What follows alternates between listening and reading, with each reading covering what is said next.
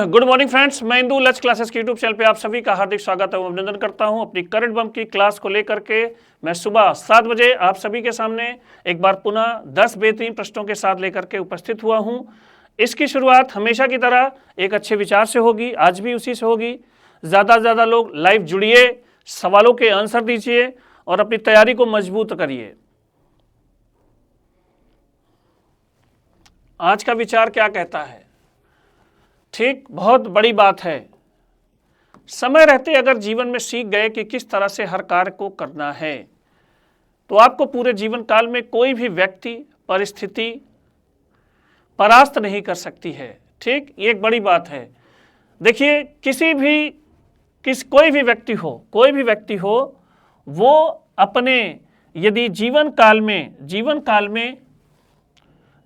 में यदि एक निश्चित समय में, समय रहते मतलब एक निश्चित समय में अगर सारी चीज़ों को सीख लिया, ठीक, तो वो अपने पूरी लाइफ में कभी भी जो है हारने की स्थिति में नहीं होता है। उसका कारण क्या होता है? जीवन में समझदार सब बनते हैं। कुछ लोग अपने समय पे बनते हैं, कुछ लोग समय के पहले बन जाते हैं और कुछ लोग समय गंवाने के बाद बनते हैं। तो इन तीनों परिस्थितियों में फाइनली आपको सीख लेना ही है, समझदार बनना ही है। यदि समय रहते अगर आप अपने जीवन में सीख गए, टाइम के साथ, टाइम से पहले ना सीख पाए कोई दिक्कत नहीं, अगर समय रहते आप अपने टाइम से जग गए, सीख गए कि हमें यहाँ पे क्या करना चाहिए, पढ़ना चाहिए, क्या करना चाहिए, लाइफ बनानी चाहिए, तो आपको पूरे जीवन काल में कोई भी व्यक्ति हरा नहीं सकता, कोई भी परिस्थिति नहीं हरा सकती, क्योंकि आपको सही समय पर सही डिसीजन लेने की क्षमता का आपके अंदर विकास हो चुका है। ठीक, तो ये था आज का सुविचार। बढ़ते हैं आज के करंट बम के पहले प्रश्न की ओर। देखिए, एक नाम से शुरू है जिसे प्रोजेक्ट नाम दिया गया है। हाल ही में बच्चों के लिए पा पगली प्रोजेक्ट कहाँ लॉन्च हुआ है? तो नाम से स्पष्ट है, ये बच्चों के लिए है, बच्चों के लिए प्रोजेक्ट है। और ये ध्यान रखिएगा, ये प्रोजेक्ट बच्चों की शिक्षा से रिलेटेड है, बच्चों की शिक्षा से रिलेटेड है। और ये उन बच्चों को शिक्षित किया जाएगा इस प्रोजेक्ट के जिनकी आयु 0 से 6 वर्ष है। ठीक है, लर्निंग है। 0 मंथ के बच्चे को आप क्या सिखाओगे? कुल मिलाकर के एक लर्निंग प्रोग्राम है जो एकदम अविकसित बच्चों को, ये लर्निंग कार्यक्रम है। ठीक, 0 से 6 वर्ष कहना उचित नहीं होगा, लेकिन आप समझिए कि बच्चों के लिए आप मान सकते हैं 4 से 6 वर्ष के बच्चों के लिए ये लर्निंग कार्यक्रम है, जिसे हम लोग प्री नर्सरी कहते हैं, प्री नर्सरी एज भी कहते हैं इसे।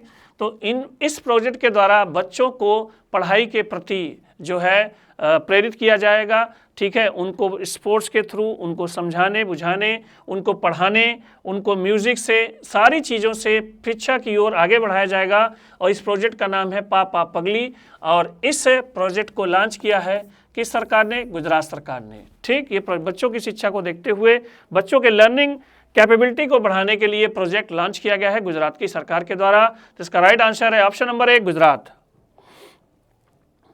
बढ़ते हैं अगले क्वेश्चन की ओर। हाल ही में संपन्न हुए अंतर्राष्ट्रीय नगर विमानन संगठन, ठीक, की परिषद में 2025 से 28 के कार्यकाल के लिए ऐतिहासिक समर्थन के साथ फिर से चुना गया है। फिर से किसे चुना गया है? ठीक, जो विमान सेवाओं का अंतर्राष्ट्रीय संगठन है, यह विमान सेवाओं का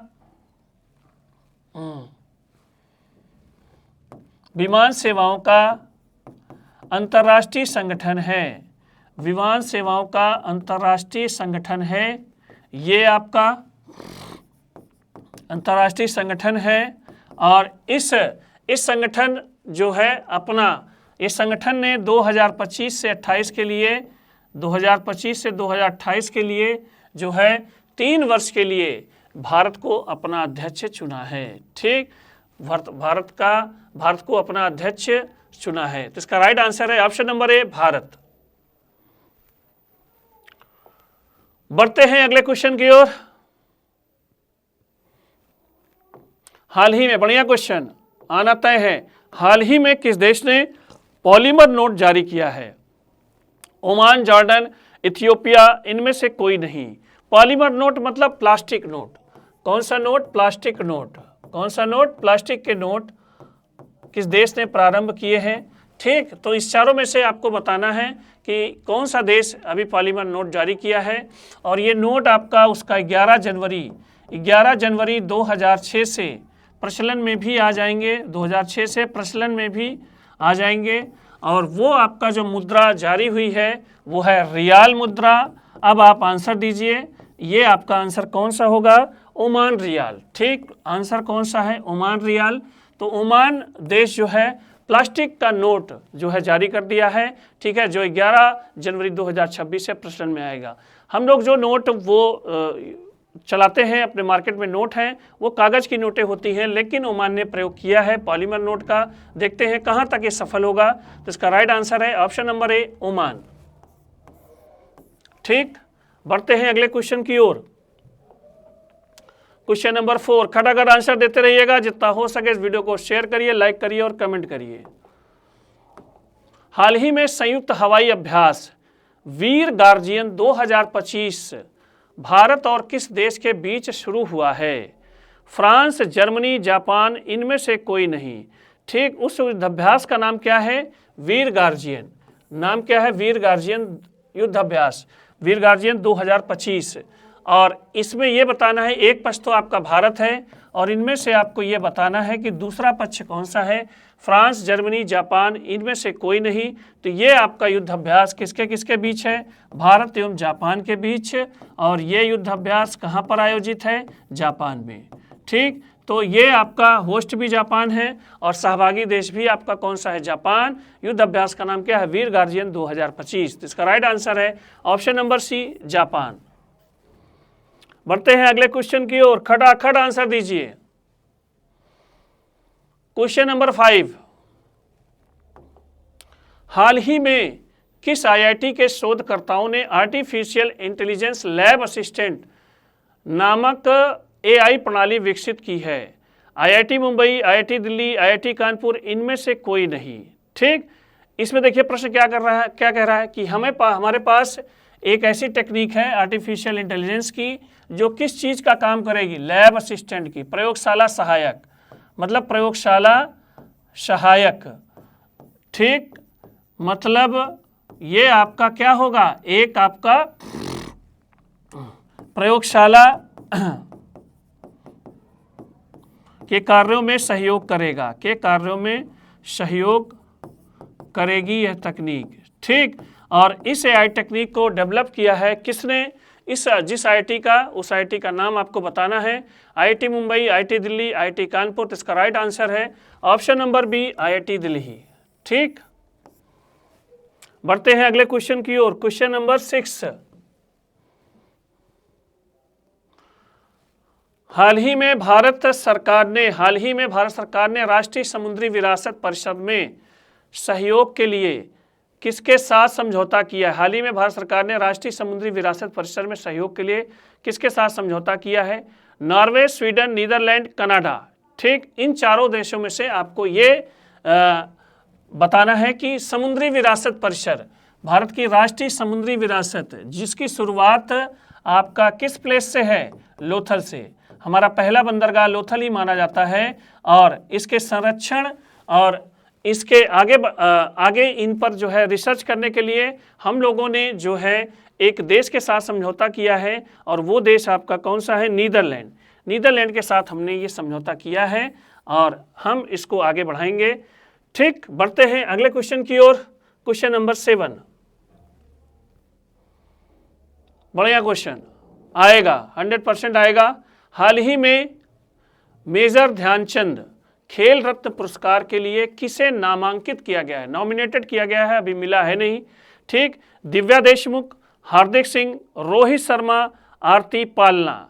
ठीक, इनमें से आपको ये बताना है कि मेजर ध्यानचंद, आपको बता दें भारत का सर्वश्रेष्ठ खेल पुरस्कार है, सर्वश्रेष्ठ खेल पुरस्कार है ये। ठीक, एक चीज़ ये ध्यान रखिएगा, खेलों के लिए दिया जाने वाला सबसे उत्तम पुरस्कार यही है। पहले इसकी शुरुआत हुई थी वर्ष 1991 में। इसे कहा जाता था, इस पुरस्कार को कहा जाता था राजीव गांधी खेल रत्न पुरस्कार, राजीव गांधी खेल रत्न पुरस्कार, पहले इसे कहा जाता था राजीव गांधी खेल रत्न पुरस्कार। अब 1991 के बाद 2021 में इसका नाम हो गया मेजर ध्यानचंद खेल रत्न पुरस्कार, मेजर ध्यानचंद खेल रत्न पुरस्कार इसका नाम हो गया। ठीक, तो ये इस वर्ष जो नामांकित किए गए हैं वो हैं आपके हॉकी के खिलाड़ी हार्दिक सिंह। तो राइट आंसर होगा ऑप्शन नंबर बी, हार्दिक सिंह। बढ़ते हैं अगले क्वेश्चन की ओर। क्वेश्चन नंबर 8, हाल ही में परियोजनाओं की प्रगति को ट्रैक करने के लिए दर्पण 2.0 किसने लॉन्च करने की घोषणा की है? नई दिल्ली, उत्तर प्रदेश, मध्य प्रदेश, जम्मू कश्मीर। तो इसमें देखिए प्रश्न क्या है कि वो राज्य सरकार की योजना होगी, उस परियोजना पर निगरानी सरकार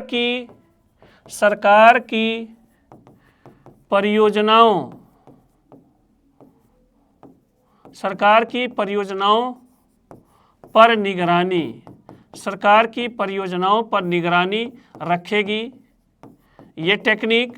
ठीक है, आम आदमी भी ट्रेस कर सकता है, ये आम आदमी के लिए है। और इसका नाम क्या है? दर्पण 2। ठीक, तो इसको लॉन्च किया है किस सरकार ने? नई दिल्ली सरकार ने आम जनमानस के लिए सरकार की योजनाओं पर जो है फोकस करने के लिए, नज़र बनाए रखने के लिए, कौन चीज़ सही हो रही है, कौन चीज़ गलत हो रही है, इन सब चीज़ों के लिए एक टेक्निक घोषित की है जिसका नाम है दर्पण 2। ठीक, बढ़ते हैं, इससे आप जो है लॉग इन करके आप सरकार की योजनाओं पर नज़र रख सकते हैं। बढ़ते हैं अगले क्वेश्चन की ओर। क्वेश्चन नंबर 9, हाल ही में देश की सबसे बड़ी पन बिजली परियोजना सुबनसिरी लोअर की पहली यूनिट का उद्घाटन हुआ है, इसका संबंध किस राज्य से है? ठीक, तो सबसे पहले आप ये जानते रहिएगा, सबसे बड़ी पन बिजली मतलब पानी से विद्युत बनाने वाली सबसे बड़ी परियोजना। ठीक, नाम क्या है? सुबनसिरी लोअर। तो इसकी पहले क्षमता जान लीजिए, 2000 मेगावाट। ठीक, 2000 मेगावाट की क्षमता मानी गई है इसकी होगी। इसकी पहली यूनिट काम करना शुरू कर दी है, लगभग 250 मेगावाट का उत्पादन शुरू हो गया है।